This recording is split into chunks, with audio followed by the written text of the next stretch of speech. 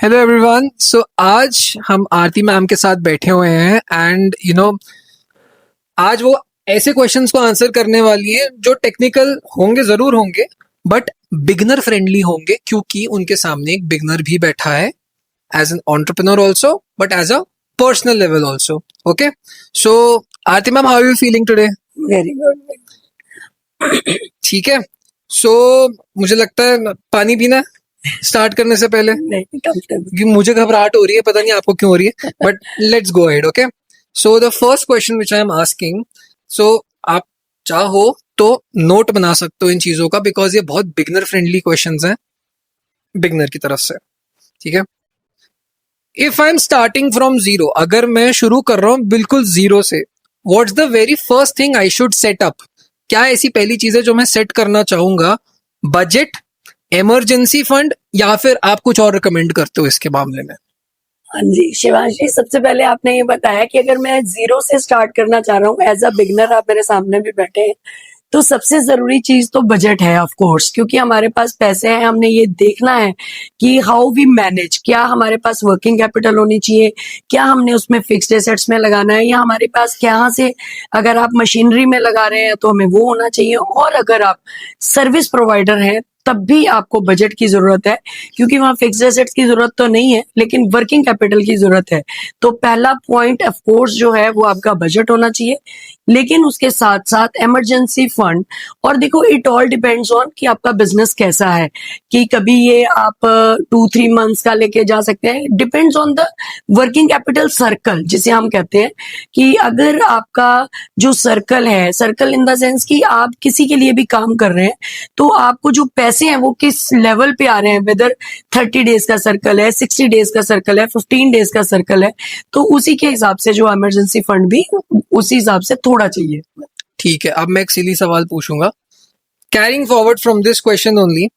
सो जो लोग स्टार्टअप करते हैं यूजुअली, ठीक है, या तो वो पागल होते हैं मेरी तरह, या फिर वो बहुत सिक्योर होके अपना काम करना चाहते हैं। इस केस में हमेशा जो यंग जनरेशन है वो ये सोचता है कि हमें अपना इमरजेंसी फंड एस्टैब्लिश कर लेना चाहिए। क्यों? क्योंकि आगे चल के हमें पैसे की जरूरत पड़ेगी।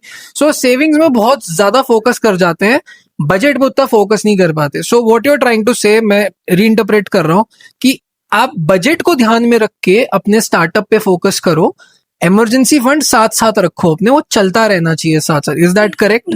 बिल्कुल ठीक है। एंड इज देयर एनी कोई ट्रिक है या कोई मैथ्स है कि कितना होना चाहिए बजट अकॉर्डिंग टू? देखो, एज अ Anything? कॉमर्स हमारे को तो बिजनेस में ये बताया गया, मोर रिस्क मोर प्रॉफिट्स। अगर आप रिस्क लोगे only then you can, this is the only point.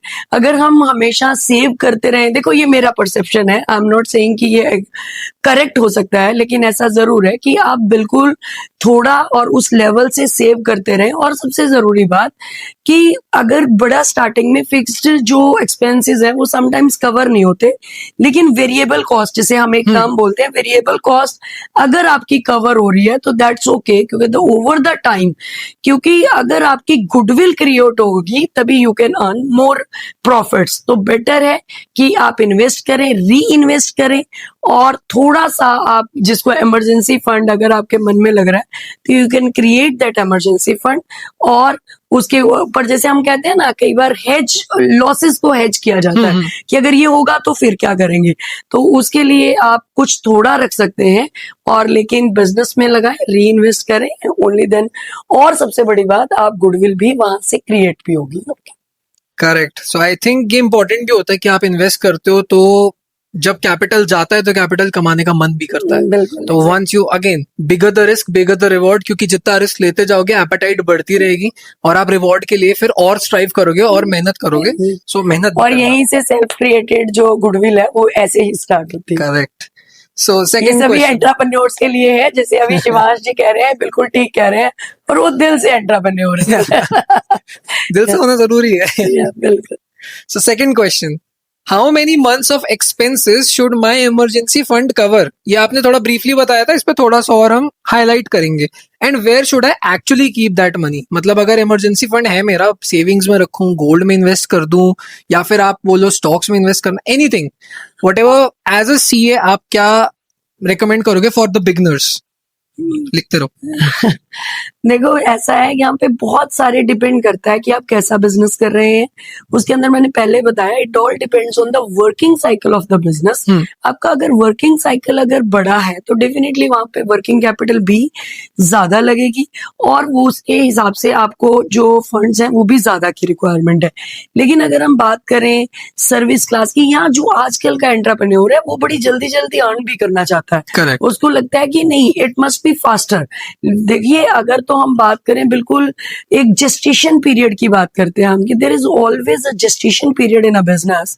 वहां पे कुछ ना कुछ पहले इन्वेस्ट करते रहो, only then you can have profits from that.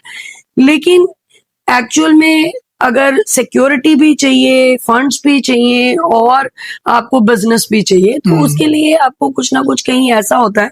कई बार जैसे आपने गोल्ड बोला तो मैं इसको गोल्ड ना बोल के मैं ऐसा बोलूंगी कि आप उस टाइम पे और funds it all depends on the availability of the funds to कि आपके पास फंड्स कैसे हैं।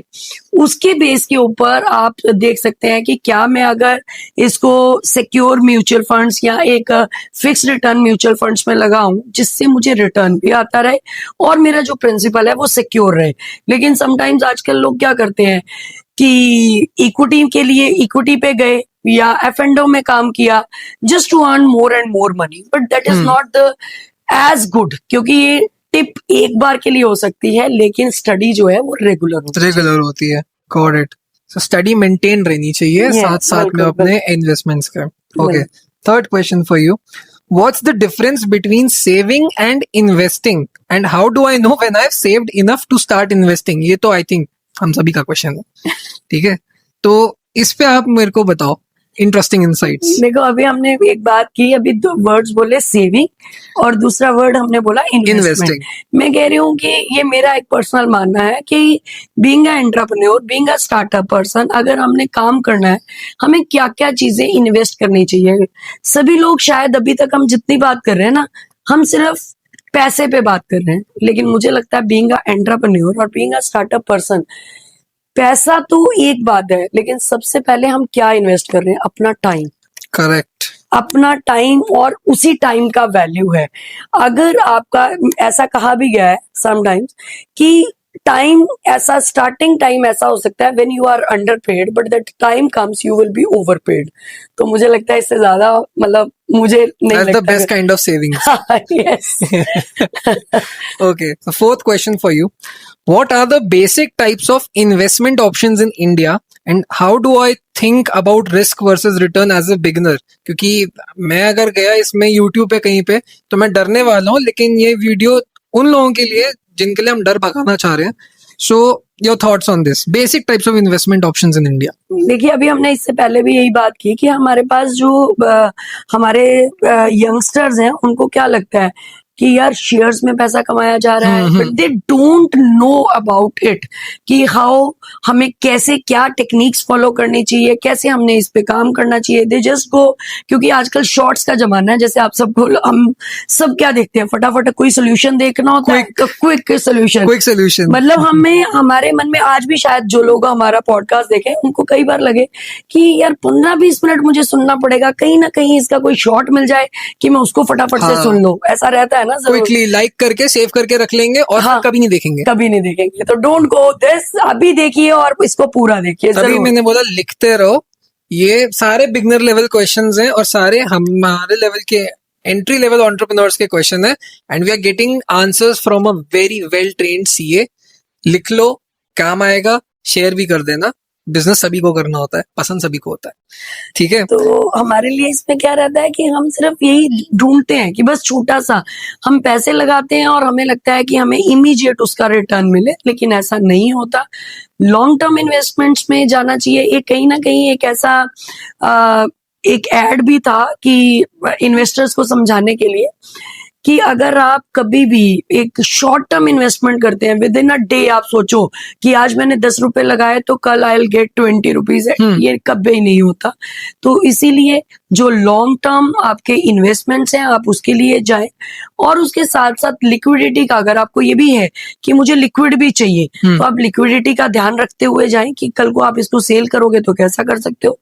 और जो सेकंड पॉइंट है, अगर बिल्कुल सेफ जाना है कि मुझे कुछ और नहीं, तो fix deposits is a part of, कि हाँ आप बैंक के लिए जाएं, फिक्स डिपॉजिट्स उसमें कर सकते हैं। अब काफी सारे लोगों का प्रॉब्लम रहता है, मैम जो प्राइवेट बैंक्स है they are giving this much, लेकिन कितने सारे फ्रॉड्स हो जाते हैं, सब हो जाता है। तो इसमें ऐसा नहीं है, आप इतनी परेशानी ना लें, ये ना कभी किसी एक पर्टिकुलर केस किसी एम्प्लॉय का या किसी का रहता है, लेकिन your funds are secure over there, कोई उसमें कोई इशू नहीं है। सो बेसिकली ट्रैक रखो, Yeah, कैलकुलेटिव रहो, बिल्कुल और मेरे ख्याल से वो हमारे सीएस को भी हेल्प करता है कि हम ट्रैक रखेंगे तो हम बाद में आंसरेबल भी होते हैं। बिल्कुल। सिमिलर क्वेश्चन अगला है कि how much of my income should I ideally go towards savings या इन्वेस्टमेंट या मेरे एक्सपेंसेस में। अब ये इनकम आप एक बेसिक राउंड फिगर भी ले सकते हैं। लेट्स से मेरी income for this month let's say 60,000 है, स्टार्ट करते हैं एक एग्जांपल के साथ, तो 60,000, तो आपके हिसाब से what will be a safe way to invest this money and navigate it through the market? देखिए, सबसे पहले तो वही बात हर बार यही है कि आपका बिजनेस कैसा है और उसके अंदर क्या परसेंटेज ऑफ रिटर्न है। अगर हम बात करें तो हमारा जो यूजुअल जो परसेंटेज है after all the expenses and everything, it is around 10 और 15%। Got it. अब मोटा सा यही एक सोल्यूशन हाँ। रहता है कि यही 10 to 15% है। अभी इसी 10 to 15% को आप एडजस्ट करना है। इस 10 to 15% का 10% और 15% आप कहीं ना कहीं सेव कर सकते हो। और कैसे सेव करना है, किसी को लगता है कि नहीं मुझे अपना फिक्स डिपॉजिट बनाना है, start with the very nominal amounts. अगर आप उसको किया जाए, अभी एक कंपाउंडिंग, अभी मैंने खुद पर्सनल उसके लिए किया, एक कंपाउंडिंग रिसर्च किया। अगर आप 1000 रुपीज आप हर महीने लगाते हो ऑन कंपाउंडिंग, तो after 30 years it becomes a lot, जो आपकी इमेजिनेशन से भी बियॉन्ड है। तो आप उसके अंदर मतलब इसको लगा सकते हैं, इन्वेस्ट कर सकते हैं, क्योंकि जो आपका आरडी है, जो कई बार किसी कोई बताते नहीं है। अभी मैंने रिसेंट ये देखा, मैंने किसी से पूछा कि आरडी 5 इयर्स ही करानी चाहिए, 1 ईयर की करानी चाहिए, किसमें इंटरेस्ट रेट ज्यादा है? क्योंकि सबको लगता है कि यार ये रोज रिन्यूअल करेंगे, तो बैंक एम्प्लॉइज या किसी को भी लगता है चलो 5 इयर्स की कर देता हूँ जी, जो आप कहो। लेकिन जो रेट ऑफ रिटर्न है वो 1 ईयर वाली में ज्यादा है। जैसा आप देखते हैं आजकल एफडी करते हैं 333 डेज, 333, करेक्ट और समटाइम्स इट इज 666, तो वहां पे रेट ऑफ इंटरेस्ट जो होता है वो ज्यादा बेटर आता है। तो always go for this kind of things, की ऐसा नहीं कि 12 महीनों के लिए, नो नो, ऐसा नहीं। अब 366 डेज 1 डे ही एक्स्ट्रा है, लेकिन वो ऐसा जाने में आपको रेट ऑफ इंटरेस्ट बेटर मिलता। सो एक चीज और मैंने इससे डिराइव करी कि जिससे पहले जो हमारा क्वेश्चन था, हमारी इन्वेस्टमेंट ही हमारी सेविंग्स बन जाती है विद इन 30 ईयर्स। मतलब उस समय जब हम उस चीज को देखते हैं तो हमें लग तो 1000 रुपीज पर मंथ रहा है, हाँ। हमें पिंच भी नहीं करेगा। बिल्कुल। 30 साल बाद जब हम उस चीज को वापस से एक बार ओपन करके देखेंगे तो वो हमारी सेविंग्स की तरह हमें कितना सिक्योर देगा, सिक्योरिटी भी जैसे देगा। देखो आजकल सबका, पहले लोगों का आज एंटरप्रेन्योर है तो किसी के पास कोई जीपीएफ नहीं है, किसी के पास कोई प्रोविडेंट फंड नहीं है, लेकिन यही जो है ये हमारे प्रोविडेंट फंड और हमारे साथ ग्रेचुटी की तरह काम करेंगे, क्योंकि उन्होंने भी ऐसा ही किया। एक और जो अच्छा बात मुझे खुद को लगती है, सभी लोग डीमेट अकाउंट खोलना चाहते हैं, बट उसके अंदर एफ&ओ में काम करना चाहते हैं, डेली बेसिस, डेली ट्रेडिंग। मैं ये कहती हूँ कि आप ये मान के चलो कि जितने का आप पिज्जा खाते हो ना, फॉर एग्जांपल 500 और 200, जस्ट गो फॉर सम ऐसे इक्विटीज जो बिल्कुल लोअर रेट पे हो, या अगर किसी दिन मन किया कि मुझे आज 5000 ही जोड़ने हैं, तो वैसे कुछ शेयर्स ढूंढो और कोई सा भी लो, और आप उसको लॉन्ग रन के अंदर रखोगे, you will get best opportunities. आप उसको लगा के भूल जाओ and you will get the result. Money grows, that's correct. Okay, next question is, ये तो यस आई थिंक पहले लिख लो, what are the most common financial mistakes young professionals make that are easy to avoid? आसान समझ में, ऐसी कौन सी गलतियां हम जैसे यंग प्रोफेशनल्स कर जाते हैं जो कि आसानी से अवॉइड करी जा सकती हैं after we get this knowledge? देखो, सबसे पहली बात है, अभी खुद भी हम बात करें, सबसे पहले हमें क्या समझ में आता है, कई बार हम देखते हैं फॉर्म्स ऑफ कि ऑर्गेनाइजेशन का फॉर्म क्या क्रिएट करना है। किसी को लगता है नहीं मुझे तो कंपनी बनानी है, करेक्ट। तो मतलब क्योंकि उनको they don't know the basic. देखिए, जब भी हम ऐसी बात करें, अगर हम एक स्टार्टअप है तो स्टार्ट विद सम प्रोप्राइटरशिप, क्योंकि हमें पढ़ाया भी जाता है कि अगर आप फाइनेंशियल कॉस्ट अपने ऊपर कम डालो तो आप प्रोप्राइटरशिप पे स्टार्ट करो। इफ यू ग्रो बेटर, आप अच्छा करते हो, तो उसके बाद आप क्या कर सकते हो, उसको पार्टनरशिप या कंपनी में कन्वर्ट कर सकते हो। ये सबसे पहली बात है। हमें पता ही नहीं होता हमारी बैंक स्टेटमेंट में क्या चल रहा है, कहाँ से हम कहीं से कैश जमा कर रहे हैं, कैश निकाल रहे हैं बिना ये सोचे कि हो क्या रहा है। समटाइम्स मैंने ऐसे भी यंगस्टर्स देखे हैं जो कि मुझे, मेरे फ्रेंड को चाहिए था क्रेडिट कार्ड, जैसे सबसे बड़ा मिस्टेक रहता है वेरी ट्रेंडी कि क्रेडिट कार्ड को चाहिए, यूज किया कि भाई मुझे ये क्रेडिट कार्ड चाहिए क्योंकि मुझे तो ये पे करना है, या मैंने कोई लेना है, टिकट LED लेनी लेना है, है, टिकट लेना है, एप्स के अंदर ऑफर आते हैं। एप्स के अंदर ऑफर आता है। होता क्या है उसमें, अगर एक भी डिफॉल्ट हुआ तो दैट अफेक्ट्स योर सिबिल, और ये किसी को पता भी नहीं होता। कई बार क्या करते हैं, हम अपना पैन नंबर कहीं भी दे दिया, उसने कोई क्वेरी डाल दी कि अच्छा मैं फोन लेने जा रहा हूँ, लेट्स सी, तो जो भी क्वेरी है वो आपके सिबिल को इफेक्ट करती है। इसीलिए डोंट गो, और इसके ऊपर हमने बहुत सारी यूट्यूब पे वीडियोस भी बनाई हैं कि how to manage your credit card, कैसे आप फाइनेंशियली अपने आप को नॉलेजेबल कर सकते हो और कैसे उससे बच भी सकते हैं। सो आई रिक्वेस्ट द एडिटर कि आप या तो डिस्क्रिप्शन में या फिर लिंक्स यहाँ पे पोस्ट कर देना ऑफ दीज वीडियोस, बिकॉज ये लिंक्स जेन्युइनली इंपॉर्टेंट है गाइस। इजी मिस्टेक्स हैं, अवॉइडेबल मिस्टेक्स हैं। Okay, so next question is what's a simple way to understand taxes? मतलब आप बिल्कुल लेमैन टर्म्स में मेरे को टैक्सेस समझाओ एक बारी। What is taxable, what is deductible, and how do I stay organised for filing? मतलब अगर मैं सीए के पास भी जा रहा हूँ तो मुझे ऐसी कौन सी चीज़ें जो स्टार्टिंग से लेके एंड तक मैं अपने पास रखूँ कि जब टाइम आए फाइल करने का तो फिर इशू ना आए, किसी को भी इशू ना है।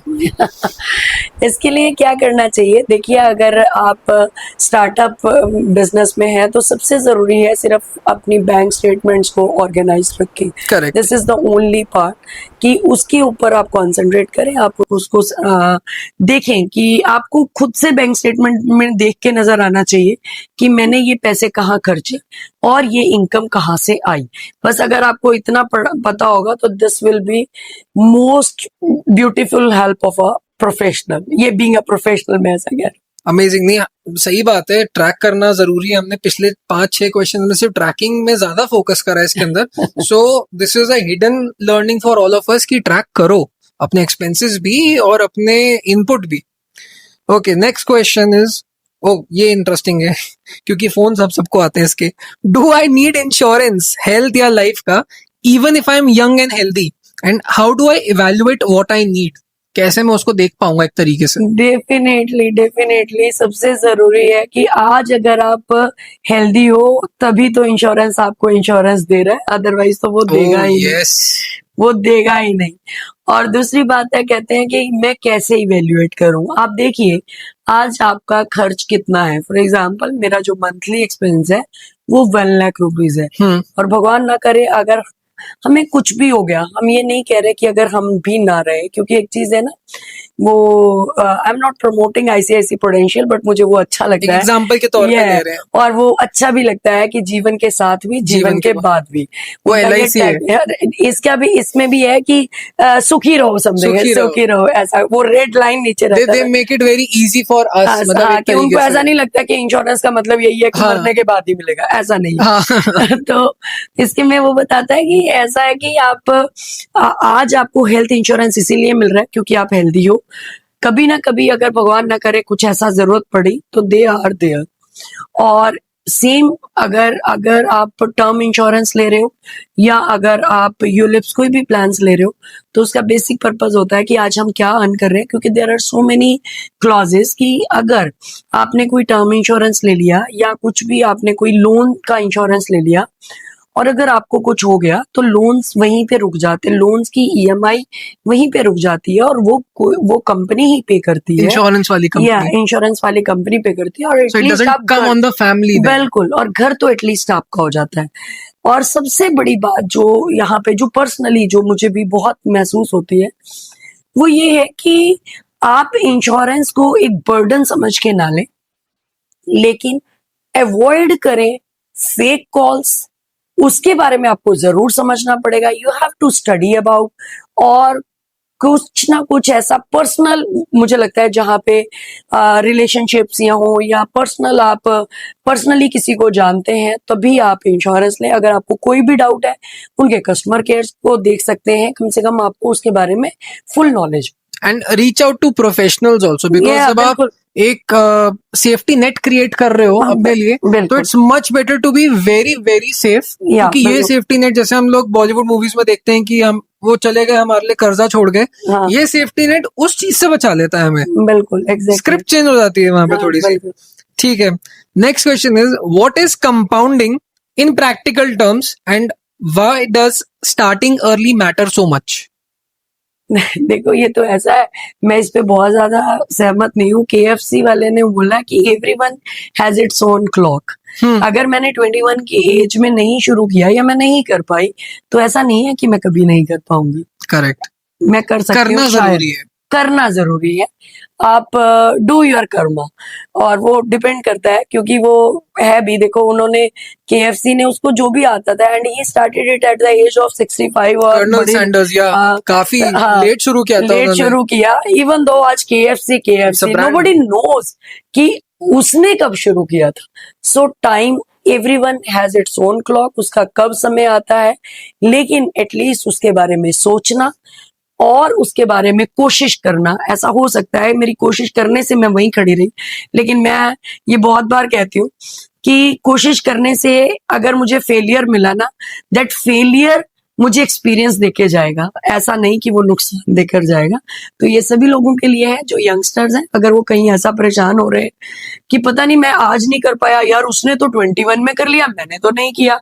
पर ऐसा हो सकता है कि मेरे कुछ ऐसे फ्रेंड्स थे जिन्होंने कभी 25, 21 में अपना कोर्स पूरा कर लिया, but they are not now as much successful. But शायद मैंने अगर 35 की एज में भी किया तब भी मैं अच्छी हूँ।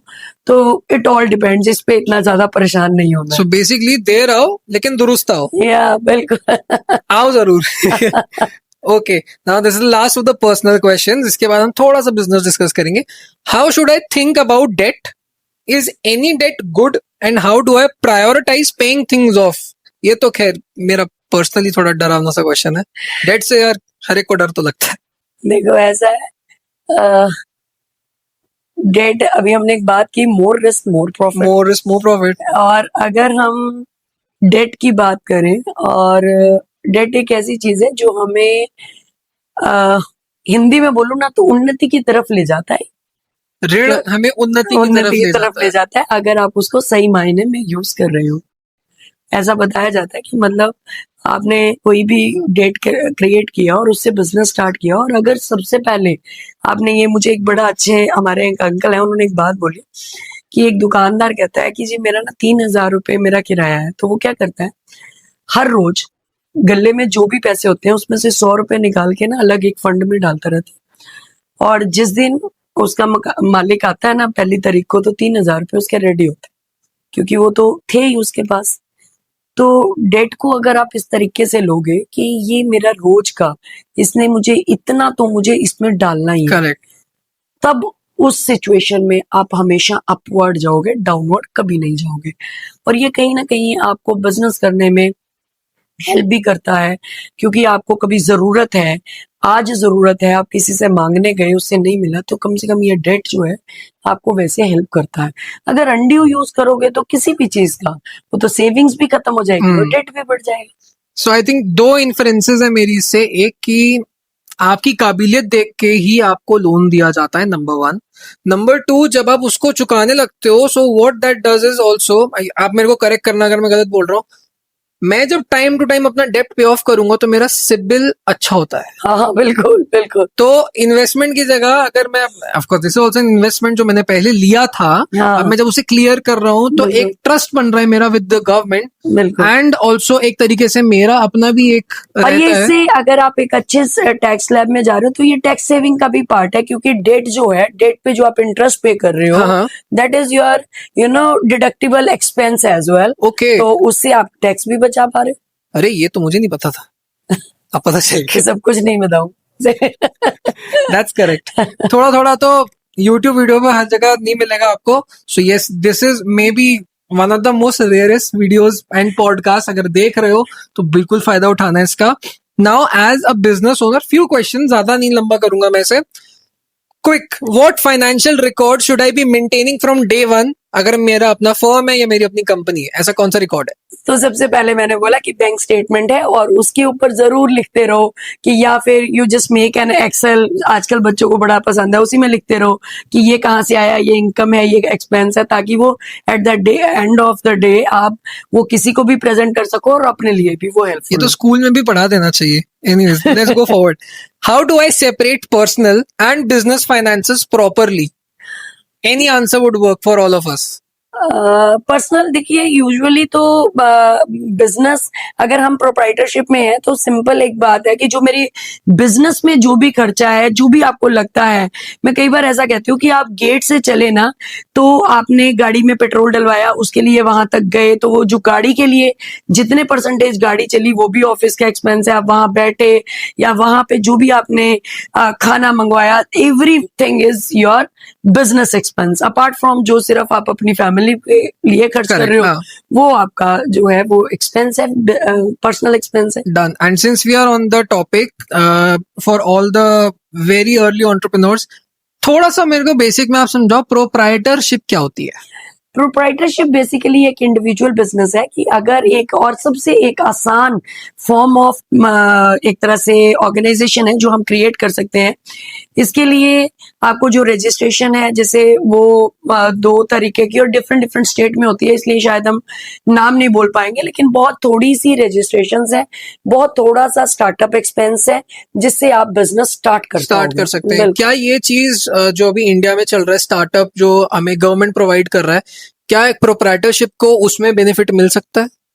वो डिपेंड करता है कि वो कौन सी कैटेगरी में आता है, और वहां पे जो फॉर्म ऑफ ऑर्गेनाइजेशन है वो usually companies so best to be guided by a CA on this, साथ में आपके बैठ के। Done. What are the basic tax obligations जो एक फर्म जैसे मेरा या किसी भी और यंग जनरेशन का, वो, and what deadline should I never miss? एक तो आईटीआर की भाई मैं भुगत चुका हूँ। बिल्कुल, और इसी के लिए 31 जुलाई is the last date correct for this tax year जिसकी हम बात कर रहे हैं, जिसमें हम चल रहे हैं। और जो इसमें, इसी को आप 31 जुलाई को, आप जब भी 31 मार्च खत्म हो जाए तो immediate you just start with your bank statements, और जो भी आपके पास, अगर आप क्रेडिट कार्ड बहुत ज्यादा यूज करते हैं तो मेक श्योर कि आप उस क्रेडिट कार्ड में ये सेग्रीगेट कर पाए कि आपने कौन कौन सी ट्रांजेक्शन किस पर्पस के लिए की है, उसको अपने पास रखें। और फॉर्म चाहे लेट आए, बट आप सीए के पास जाना मत बोले, टाइम से आप सीए के पास जाओ, क्योंकि अदरवाइज वो सीए आपको ना बोले तुम लेट आए, तुम लेट आए, और पेनल्टी इम्पोज करेगा, काम नहीं करेगा। तो घूम फिर के गलती हम पे आएगी गाइस। एक महीना पहले हमने टाइमलाइन नोट कर ली है, ठीक है, रेडी रहेंगे सारी चीजों के साथ। Go through the video. Okay, how do I read and understand a basic P&L और a balance sheet even at a beginner level? नहीं, ये नहीं मैं समझाऊंगी, इससे तो फिर सारा कुछ समझ में आ अच्छा, जाएगा। अगर इसके आसपास फिर अगर मेरे को जाना हो, अगर मेरे से कोई सीए मेरे से अगर बोल रहे हैं बैलेंस शीट, तो आप जैसे मुझे बताया बैलेंस स्टेटमेंट, जो हमें बैंक स्टेटमेंट जो होती है, हाँ, that is more than from our side as a Yeah. Beginner level, वो हमारे लिए सही है। बिल्कुल ठीक है, और उसके बाद फिर आप आपके अपने सीए बताएंगे, ठीक है, ऑफ कोर्स यार हर चीज थोड़ी बता देंगे।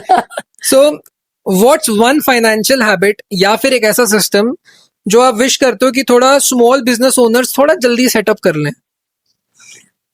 सबसे जरूरी, बार बार ये ओवरलैप जरूर है कि यही है कि जब भी आप फाइनेंशियली एजुकेट होके आप अपने जो बैंक स्टेटमेंट है या अपने काम को है अगर कैश में कर रहे हो तो उसमें, लेकिन मेरा ये कंसर्न है कि जितना ज्यादा हम इसको बैंक के थ्रू करेंगे वो बेटर है, बिकॉज उससे हमारा जो ट्रैक जो है वो मेंटेन होता है कि whether you are earning something और not. And last is the most interesting question guys, क्या मैंने कुछ मिस किया है? अगर मैंने कुछ मिस किया है, anything, any little tip for all of the generation, gen Z, gen X, gen alpha, millennia, आप कोई भी एक ऐसी टिप जो हम सबको थोड़ा सा बोले कि टेंशन मत लो, आसान होता है फाइनेंसेस, इतना मुश्किल भी नहीं होता, एनीथिंग, एनीथिंग एट ऑल। देखिए मैं तो सबको यही कहूंगी कि आपको कुछ नहीं करना है, सिंपल अपने लिए डेली रूटीन में ऐसा, मतलब मैं ऐसा कहती भी हूँ कि शाम को अगर आपने सुबह से कुछ भी काम किया, हम कुछ नहीं मिस करते, हम काम कभी मिस नहीं करते, लेकिन हम क्या मिस कर जाते हैं कि आज हमने सारा दिन में क्या आया और क्या गया, और यही मिस कर दैट्स जाते हैं हम। करेक्ट। और इसको मिस नहीं करना है। आप रात को जैसे सभी लोग कहते हैं बुक पढ़नी चाहिए, 10 मिनट्स पढ़नी चाहिए, आपको काम करना चाहिए आप करते हो, आपको पूजा करनी चाहिए आप करते हो, क्या नहीं करते हो। और सबसे जरूरी, सभी लोग एक्सेल बनाते हैं, किसी दिन ना दिल से एक वो पुराने टाइम की एक कैश बुक लेके देखना और फिर उस पे लिखना कि आज क्या आया और मैंने क्या क्या खर्च किया। You will realise from the next day ना, उस पे लिखना है, कंप्यूटर पे नहीं लिखना है, और नेक्स्ट डे आप देखोगे। और मेरे ख्याल से हाथ से लिखी हुई चीज मैनिफेस्ट भी जल्दी हो जाती है, तो बिल्कुल एक अलग से कैश बुक रख लेना जिसमें इनकम ज्यादा ज्यादा ज्यादा, लेकिन वो देना मत अपने सीए को, ठीक है? फिर उसके बाद तुम जस्टिफाई नहीं कर पाओगे इस चीज को, ठीक है? सो ending this podcast on this light note, ठीक है? This for all you guys, ठीक है? ये सारे क्वेश्चंस हम सबके लिए थे। I hope this was informational for you. Thank you so much ma'am, ठीक है? इतना मैंने आपका सर खाया है, ठीक है? तो उसके लिए thank you so much. And yes, description के अंदर आपको वीडियोस मिल जाएंगी जिनके बारे में हमने बात करी है, इनकी प्रोफाइल पे जाके चेकआउट करिए, कमेंट करिए अपने questions. This is genuinely a very very friendly channel for all of the beginners. Even अगर आप प्रो लेवल के हो तब भी पूछो, ठीक है? पूछने से ज्ञान बढ़ता है। Okay, see you next time, see you with a new podcast. Like करो, शेयर करो अपने टू बी एंटरप्रेन्योर्स के साथ, मिलियनेयर्स के साथ, एंड यस, सब्सक्राइब करो, मोटिवेशन बना रहता है हमारा भी। Thank you so much Shivansh ji, बहुत मजा आया, और इसमें बहुत सारे क्वेश्चंस ऐसे थे ना जो आपने ऐसे पूछे, शायद हम ऐसे बता भी नहीं पाते, लेकिन मेरा सबसे यही एक रिक्वेस्ट है कि आप इस चैनल को सब्सक्राइब करें और जरूर देखें, क्योंकि हम ऐसी ऐसी चीजें रोज बनाते हैं जो हमें अच्छा लगता है, और इनकम टैक्स और जीएसटी पे बहुत सारे अपडेट्स भी हमारे साथ वीडियोस में होते हैं। Thank Done. You so much. 31 July guys, भूलना मत। बाय।